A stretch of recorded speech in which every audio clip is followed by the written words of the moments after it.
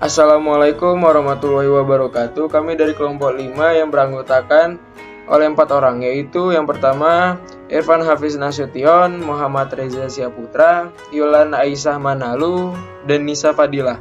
Di sini kami akan mempresentasikan konsep dan struktur kepemimpinan dalam organisasi. Yang pertama akan dijelaskan oleh saya sendiri, yaitu A. Pengertian organisasi dan kepemimpinan. Organisasi adalah alat dari suatu kegiatan yang dilakukan oleh beberapa orang atau lebih yang bekerja untuk mencapai tujuan tertentu.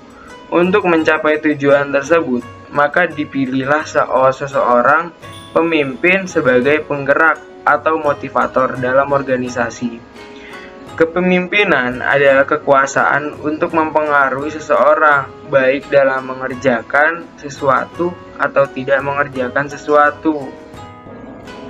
Oke, yang kedua penjelasannya tersebut akan dijelaskan oleh Yulan.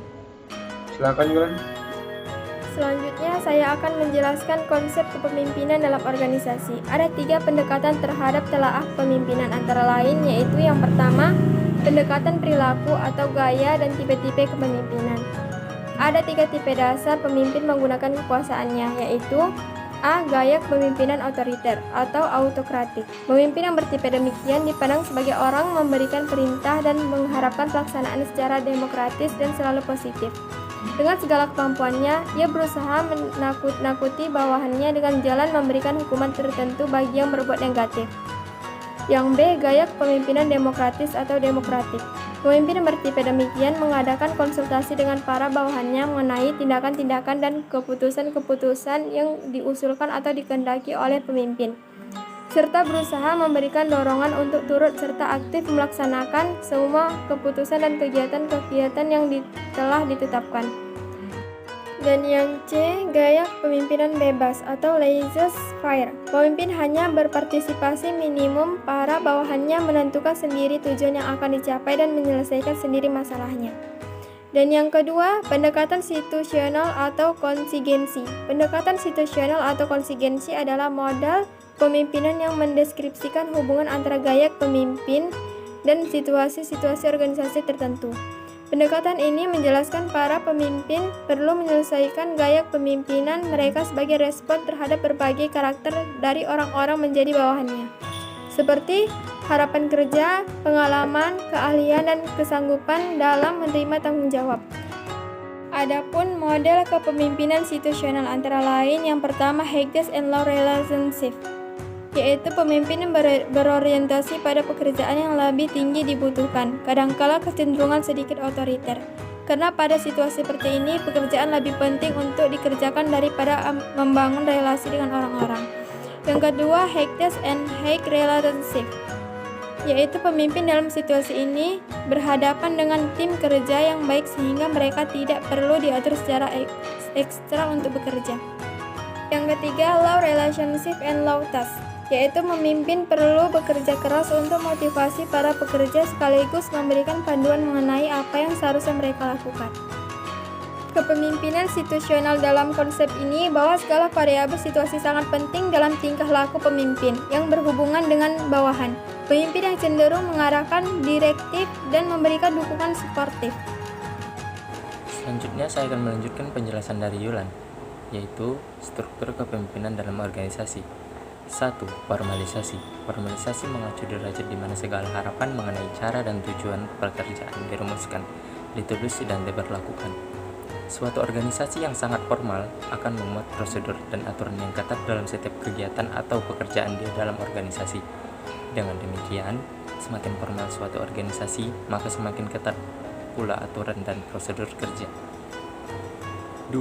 Sentralisasi. Sentralisasi merupakan dimensi struktur organisasi yang mengacu pada derajat di mana kewenangan untuk mengambil keputusan dikuasai oleh manajemen puncak.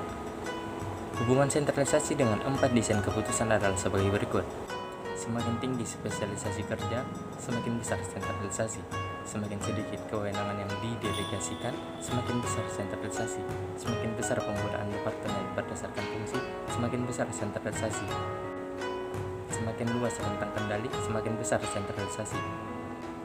3. Kerumitan. Kerumitan atau kompleksiti adalah suatu struktur organisasi yang mengacu pada jumlah pekerjaan dan unit yang berbeda dalam organisasi.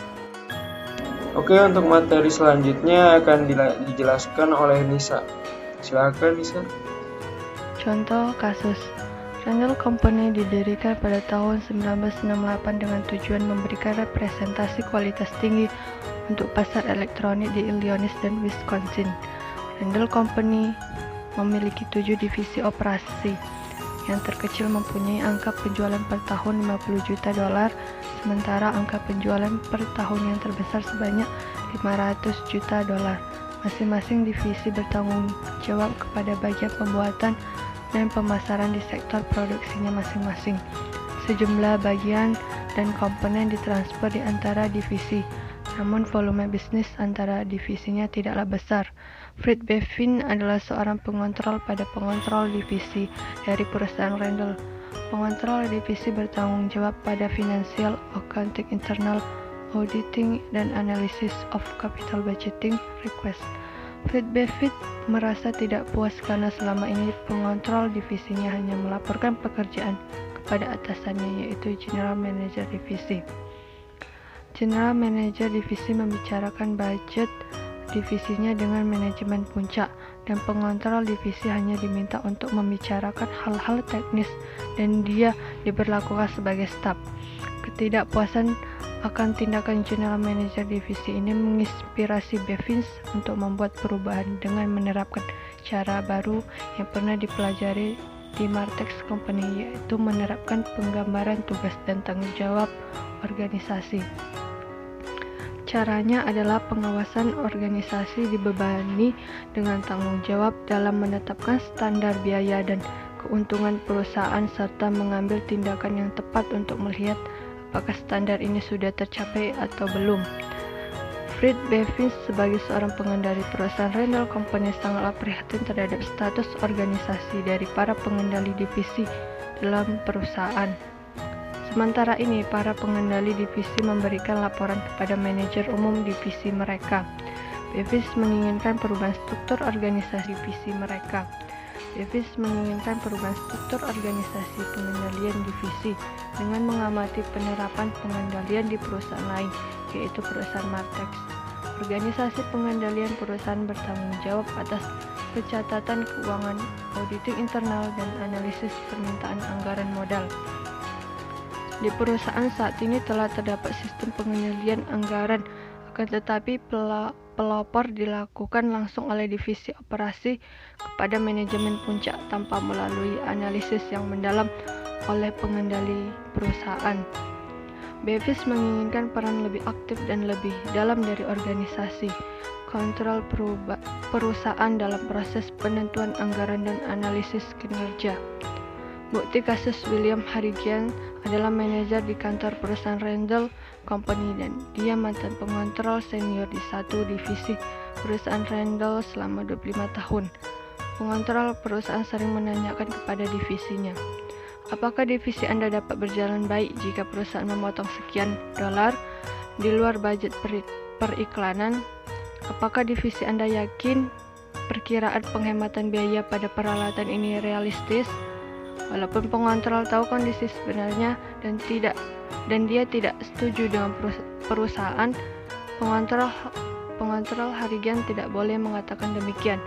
Bila ada ketidakberesan dalam divisi atau budget berlebih dan situasi yang buruk, maka hal itu tidak akan dijadikan berita di laporan operasional. Sehingga hal ini membuat pekerja Harrigan menjadi sulit. Harrigan tidak menjadikan hal ini sebagai masalah karena jika dia menerapkan metode klaim atau mengumumkan adanya ketidaksesuaian dari Martex, maka pengontrol divisinya tidak akan menjadi bagian dari kelompok manajemen itu lagi. Oke, yang terakhir akan dibahas dengan saya sendiri. Kesimpulan, organisasi yaitu terdiri dari orang atau kelompok orang yang berinteraksi satu sama lain. Setiap organisasi dituntut selalu peka terhadap aspirasi, keinginan, tuntutan, dan kebutuhan sebagai kelompok dengan siapa organisasi berinteraksi. kepemimpinan yang merupakan suatu yang wajib dalam kehidupan agar kehidupan menjadi teratur dan keadilan bisa ditegakkan. Jadi dapat disimpulkan, kepemimpinan dalam organisasi merupakan gejala sosial yang selalu diperlukan dalam kehidupan kelompok. Maka dari itu, seseorang pemimpin harus mendorong perilaku positif dan meminimalisir perilaku negatif, mencari pemecahan masalah, serta mencanangkan strategi yang tepat untuk mencapai tujuan organisasi. Mungkin cukup sekian dari kelompok kami. Kalau misalnya ada yang mau bertanya, silahkan bertanya. Saya akhiri. Assalamualaikum warahmatullahi wabarakatuh. Pagi semuanya.